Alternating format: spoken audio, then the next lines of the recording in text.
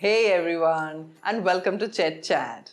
So you want to become an MBA and you want to join the IIMs, the Indian Institutes of Management in India, to do that Masters in Business Administration, and you want to know how to crack the Common Admission Test, the CAT. So in this video today, we're with Arks Srinivas, who's the National Head for MBA at Career Launcher. And he's going to tell you every single thing you want to know on how you can crack the CAT exam. So stay tuned. But before we invite Arks to join the show, press that subscribe button and the bell notification button as well, and like us at Facebook, Twitter and Instagram at ChetChat101. Hi Arks, and it's a pleasure to have you in the studio today. Thank you very much. And this examination, the CAT, and I believe you're the cat at this exam, so this one is something that they all want to know everything about. I'm glad if I can help a little to all these aspirants. So thank you for that. And tell me about the CAT. Let's talk a little bit about it. This exam, the IIMs accept it, but there could be some other institutions also that accept it. So let's talk about this a little bit. Wonderful. The Common Admission Test, the CAT that we talk about, is now an exam not just for the 20 IIMs. Incidentally, there are 20 IIMs these days. More than about 150 odd other institutes take this as their written test. The best of them, like the SP Jain in Mumbai, MDI in Gurgaon, a host of institutes like the IMT Ghaziabad, IMI Delhi, TAPME, XUB Bhubaneswar, every one of them. I think the best thing about the CAT exam is this exam one prepares for would be good enough for a lot of and a host of aptitude exams of all the management schools, like the XLRIs of the world, the IIFTs, even the IITs, the CAT or the common admission test that we talk about. It's an entrance to MBA school, as we call it. Right. But what it tests is pure aptitude. CAT in that sense is the mother of all exams. I would say, in a way, one prepares for this seriously. Not only you get into an IIM, you have a host of choices available. Fantastic. Now let's look at eligibility before we get down to each one of these sections and talk about the material and how they need to prepare. Let's first talk about who's eligible, who's not eligible to take this exam. Thanks, Chetna, for asking this question, because a lot of people make a mistake in this. You have to be in the final year of your graduation. Okay. You are a BCom student, BA student, third year, that is final year. Right. Or if you're a degree engineering student, you need to be in the fourth year, that is the final year, typically. If you have a 5-year degree, you need to be in the 5th year. Anybody who is a graduate is of course eligible for this exam. When you apply for this exam, they ask you 2 questions very specifically. Question number 1 is, are you a graduate? If you say no, the next question they ask you is, are you in the final year of your graduation? Okay. Perfect. Anybody can write it. Perfect. So whichever graduation you're doing, combined, 3rd, 3-year, 4-year, so either you're in the final year or you finished it. Now, having finished it, is there any age limit, a maximum? No, I write it every year. You can write it till whatever age. Great. So we've got the eligibility criteria sorted out. Let's talk about languages, which is another concern that they have. Is this exam conducted only in English? Only in English, no other Indian language. And that's possibly, I'm guessing, because the language of instruction at these MBA institutions is also... That is one. The second thing is, if you look at it, one of the sections which come in CAT itself is verbal ability and reading comprehension. Right. Rural folk who are not well versed with English, it is going to be a bit of a disadvantage. Having said that, I think it is useful if they put in a little bit of effort over maybe about 6 months, 1 year, they can reach there.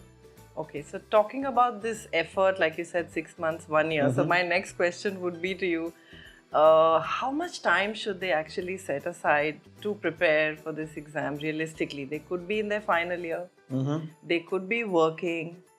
So keeping that in mind, how much time do you think they should allocate to if they want to do really well at this exam? The paper, the CAT exam, tests your ability of your 8th, 9th and 10th. You want to get into management, you can be a BA, BSc, BCom, BMS, BBA, BTech, MBBS, BHMS, BAMS, anything. So the point I'm trying to make with this entire story is, all of these people had only one thing in common, and that is their 8th, 9th and 10th. Right. But however, when 200,000 students write it, 2 lakh people write it, and you have, let's say, the top 20,000 seats available, then there is competition. The second part is, Since it's an aptitude, the more you do it, the better for you. It's like swimming. The more you swim, the better swimmer you become. I think a minimum of about 400, 500 hours is required to prepare for this exam. Okay. Now let me explain why. Let's say quantitative ability. That has about 20 odd chapters, topics if I can call them. Each will require maybe about 5-6 hours of work. So 120. Multiply that by 3. 300, 360 for the 3 areas. Top typically, BI, LR, verbal RC, to make sure that you are comfortable with all the areas. But that's not enough. You need to write the mocks, analyze the mocks, redo your strategy, again write the mock, analyze, etc. Easily be costing you 200, 250 hours. So put together, you're talking about 500 hours at the max. Yes. You have a year, you can space out your preparation. You have 6 months, you need to do it faster. Even you have 3 months, like for example, this year, the CAT is on 25th November. Yeah, you need to work about 5-6 hours a day and still closer to reach the goal in that sense. Okay. So your 500 hours is good because there is this notion that I need to drop everything, I need to take a gap year, and only then can I actually do well in the CAT. So you're saying if I work every day, even if I'm in a job, and I can put in those 2 hours every day, maybe do a little bit extra on the weekend, and I do it for an entire year, Absolutely. I could be good to go. Exactly. In fact, just now you said that an hour or 2 hours a day. Instead, I would put it 10 hours a week. Maybe you would spend more time on the weekends, maybe only a half hour, 1 hour in a day. 10 hours, 50 weeks is your 500. Yeah. So easily possible in that sense. Arks, now that we've seen everything around the exam, let's get straight into that paper. You said it has 3 different sections. So my first question to you is, are all 3 sections of equal weightage? Yes. In fact, the 3 sections have each 100 marks allocated for that. Okay. The verbal ability, reading comprehension, which is the first section, has 34 questions, 102 marks typically. Data interpretation, logical reasoning, 32 questions, 96 marks. And quantitative ability, the third section, is 34 questions and 102 marks. So in that sense, it's not completely equal, but you can see that the percentile wise, it will be almost same. I mean, if you look at it, each of the sections, there is a percentile which is picked up and the overall percentile from all the 3 made up. Okay. So before we talk about how do we prepare for these sections, let's take a quick peek into what are the types of questions. If I go section by section, what are the kind of questions that come to us? Good. So let me start with the first section, which is verbal ability and reading comprehension. There is verbal questions. Verbal means English. It is not the synonym, antonym, grammar variety. In CAT, they are looking at your reasoning. The kind of questions come in are para-jumbles. You know, there is a jumbled paragraph given to you. You need to unjumble it. Or there is a paragraph given with a complete line missing. And they say, okay, complete this paragraph. Say that one sentence of this is this can be made into a paragraph, but one of them is not correct, which is the odd statement out of this jumble. Or it could be a GMAT variety critical reasoning types, where you are given questions and asked on assumptions, conclusions, inferences, etc. So that is verbal ability. When you come to data interpretation, logical reasoning, that is your second section. As I said, 32 questions are there. One best thing about what CAT has done over the last 4 years, at least I can say, they have standardized the question. So there are 8 sets of 4 questions each. So 8 fours are 32 questions, of which also there are 4 of data interpretation type. Data interpretation is your, table, a bar chart, a pie chart, a line graph, all this which you have done in your 8th, 9th and 10th, frankly, 10th typically. Then you have 4 sets of logical reasoning questions. Logical reasoning in this case are, the arrangements, like 5 people are in a row, A, B, C, D, E. A cannot sit next to B. C and E have to be together. Some such kind of arrangements, puzzles, Venn diagrams kind of thing. So 4 sets of 4 questions of logical reasoning and 4 sets of DI. And then comes to the quantitative ability. Once again, I said, since you have done your 8th, 9th and 10th, all of them will be familiar that the areas or the topics which have come in your quant are arithmetic, your basic percentages, profit and loss, simple interest, compound interest, algebra, indices, logs, your quadratics, series, progressions, such kind of things, geometry mensuration, which again we have done it in our school, and numbers and number theory. These 4 put together, you have 34 questions. So in that sense, it's a very, very structured exam. That makes it easier for one to prepare. Excellent. So talking about preparation, talking about planning the strategy, you did mention the 500-600 hours that they need to put in. Now let's look at the material that they need, because all of this would have some specialized material. Correct. Could you recommend something that is available to them? Some of them could be in small cities. Some of them may not even have access to a coaching center like Career Launcher, or they may not be close to physically located next to one. So what advice would you give them in terms of preparatory material? There are a lot of online material, free material available. In fact, one honest thing that I would recommend is khanacademy.org, which has been there for all exams for that matter, not just for CAT. What you need to understand is, what are the topics which come in? These same topics come in a lot of exams. This material is available. Then you can buy certain books. My own founder, director, Mr. Gautam Puri has written books. A lot of free material available. However, one thing I would still say, because it's a competitive exam, one should write the mocks. That way what will happen is, one, you will get a better strategy. Right. Two, more importantly, you will also, benchmark yourself against competition. Absolutely. In fact, going back to, I still remember the day I went to write my CAT exam and I had never gone into a real simulated environment on the computer. We were all doing these paper-based tests at home. We were not doing them at one go. We were doing one section, taking a break, so never actually sat down for the full 3 or 4 hours, whatever it was, and taken an exam and on the computer. And when I had to go there, 2 days before that, I had 102 fever, which disappeared the moment I came out of the exam hall. So I totally understand, and I think that's something I want you all to get into a simulation, actually try to replicate maybe the environment. Absolutely. And I'm talking about the computer-based exam versus the paper-based exam. So could you give them some tips on that as well? One thing is, it is computer-based, not computer adaptive. So just the paper pencil test is put up on a computer. I don't think there's too much of a challenge there. Having said that, what you said is very correct. 3 hours. There is an endurance test going on. 3 hours, having the concentration till the last minute, so that you don't miss out on easy questions. See, please understand that the CAT, while there will be some difficult questions, there will be so many easy questions in the paper.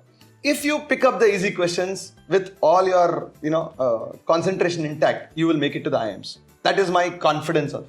Those of you who do not have money to spend 30,000-40,000 on it, that's fine. Please pick up at least the test series. Okay, so let's talk about the mocks before we get into how do I spot those easy questions, which I'm holding back for later. Now, approximately how many mocks do you think they should be doing? Just a number off your head. If we are talking about if somebody has 3 months, anything between 12 to 15 should be more than sufficient. Okay. If you have a longer time, let's say you have 6 months, I would go up to saying that, but 20, 25 also are okay. Okay. The idea here is not writing only mocks. Mocks give you an understanding of whether your strategy is working or not. Whether your 3 hours is going exactly the way you planned or not. It will throw up some marks. And that marks are not necessarily what you know. Because every time you come out of a mock and check some of the questions, you'll say, oh shit, I should have done this also. Now, why is it happening? Because there is the pattern, the way you spend that 60 minutes per every section is not going the right way. So, the two things you should. So, mock writing alone, lots of people say that you write a lot of mocks. It's of no use if you are not doing something between one mock and another mock. Right. So, you write a mock, do a lot of analysis saying that, yaar, main kahan wrong ja raha hu? Where is it that I am missing out marks on? Where am I making mistakes? Where am I, let's say, spending too much of time on? I'm getting into strategy, but that's a very important thing. And then utilize that, let's say 4 or 5 days in between, before the next mock, in picking one topic or 2 topics, drill down that topics 4 days continuously, and write the next exam. Yeah. Then there will be another weakness. Yes. Now you understand why I'm saying 12 to 15. 10 or 12. Why 12? So that over a period of 12-15 marks, if I can correct 15 such mistakes in each section, I am there in the IIM. Absolutely. In fact, one of the biggest mistakes I find that students make, and when they call me up, they tell me this, is usually they start off with a mock, which is great. It's a diagnostic, you know where you stand, etc. And then they continue taking these mock tests very early in their preparatory cycle. And give up after some time. And then say, I'm getting fed up and my scores are not improving. I'm getting demotivated. So very, I think, Chetna, this is a very important point you made. People work in quantitative ability, mathematics, because there is some formula to learn, formula to remember, etc. Partially in data interpretation also, there is some kind of a methodology. But the biggest problem comes in reading comprehension or verbal ability. While I said verbal reasoning is what is given in CAT, to get to be good in verbal reasoning, you need vocabulary, you need grammar, and you need reading speed. What is required is, real meat in it. And that meat comes in when you are reading every day for half an hour at least. So use them more as a diagnostic, as a milestone, as a way to figure out, am I going up the curve? Exactly. In fact, one, you can keep testing what others are doing. That is one real way in which a mock will help. But more importantly, यार आप 60 minutes कर रहे हो. 60 minutes में किस questions पे मैं ज़्यादा time दे रहा हूँ, किस questions में कम time दे रहा हूँ. Am I even reading all my 34 questions or 32 questions as the case may be? Mock is only about checking where you stand. Right. Preparation is a completely different animal. You need to do it separately, and 6 days in a week, that has to happen. Right. Now coming back to the key question that I've been holding on for so long. These are 60 minutes and those 30, 32, 34 questions, right, as you said. How do I ensure, like you're saying there are simple questions, and sometimes I find the simplest question could be the 33rd question. Correct. So very good. How do I make sure that I don't miss these gems while I'm sitting breaking my head over something that anyway I may never end up, Very good. Let me answer this question with taking quantitative ability, because that is one section a lot of people face a lot of problems on. 34 questions, 60 minutes. I have a simple formula for this. Divide 60 minutes into 6 sets of 10. Okay. So 10 minutes. Now I have 34 questions. Divide that also into 6 sets. 6, 6, 6, 6. 6 5s are 30. 6, 6 are 36. Make it 6 5s are 30 plus 4. Now what is the point? I have to reach the 33rd question, as you said, which might be easy. I don't know where is the 33rd question.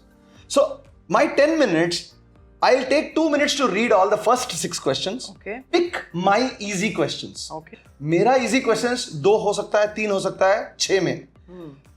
If I read all the 6 questions, it will take me 2 minutes, maybe even 3 minutes, I don't care. But I have now 7 minutes to pick the 2 or 3. Each one can be done in 2.5 minutes. Over and done with. Next 10 minutes, next 6 questions. That way, there is zero chance that you will miss out your 34th. Because you are in the 50 to 60th minute, you are left with 4 questions. Right. There's only one problem here. Discipline. Yaar, एक question, 3 mark. 1 question, 3 marks. It doesn't matter if it is easy or difficult. Nobody is checking what you're doing in the exam. At the end, you are going to get a score. Be smart. And that's what management is all about, frankly. Excellent. Is there a number of questions you think they should do minimum, attempt at the minimum?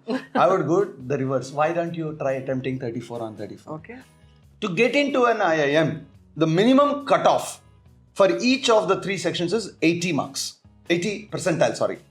So 80 percentile के लिए क्या marks चाहिए? Again, it keeps changing year on year. But if I give you a ballpark figure, verbal ability, reading comprehension, you will need about 40 marks. 40-45 marks, 15 questions. 15 questions karoge, you will not get all 15 correct. Right. So I would recommend, please do about 20 plus. 25. Then data interpretation, logical reasoning. The cutoff, 30 marks, 30. 10 questions. Please try to do 12-13 at least. And the last, quantitative ability. The cutoff, that is 80 percentile. I'm talking about the cutoff. 80 percentile will be about 36 to 40. 13 questions. Please try to do 15-16. Is there negative marking? So there are multiple choice questions, right? Correct. And is there negative marking here? So there are multiple choice questions, and there are a few questions which are non-multiple choice also. Okay. So all multiple choice questions give you 3 marks for every correct answer and -1, -1 for every wrong answer. The non-MCQs, the non-multiple choice questions, every correct you get +3, negative, there is no negative mark. I mean, if you get it wrong, no negative mark. Okay. Now tell me, what is your advice to them? They're looking at this question, which has 3 or 4 options depending on the question. They kind of think they are choosing between 2 options. What do you suggest to them? Just Leave mark it or do it? Mark 1. Okay. This is important. Okay. If you were able to eliminate 2 choices, mark 1, because your chance of getting that correct goes up by 100%. Okay. When you want to maximize, you can't be going into an exam with fear. Half the people lose this exam because of fear and nothing else. Aptitude everybody has. That's my honest belief. I mean, I'm not saying it for the heck of it. I've seen kids being brilliant outside the exam hall. Go into the exam and completely mess it up. People only spend time on what they are bad at. Yes. That's stupidity. Yes. Because you need to maximize your score, and you will only maximize your score when you are good at what you are really good at. So do more of these things and become better and better at them, because it's a relative score. So Arks, we've done really well thanks to your advice, and they've got into, let's say, the 90 percentile already. Right, and, wonderful. They've got an interview call now. So Okay. let's talk about what they need to keep in mind for this interview, which is sometimes more daunting than even that 3-hour written exam. Incidentally, you're right. Only 50% of the game is over when you finish your written test. Any of the top IIMs give 50 to 60% final weightage to the interview process. Wow. It is, once you have crossed your CAT, it is the interview that is going to finally make it. So, whether you get a 100 percentile, 99.9 percentile or a 96 percentile, once you have gone into the interview room, I think CAT can be forgotten. It's forgotten, It is the 15 minutes interview that matters.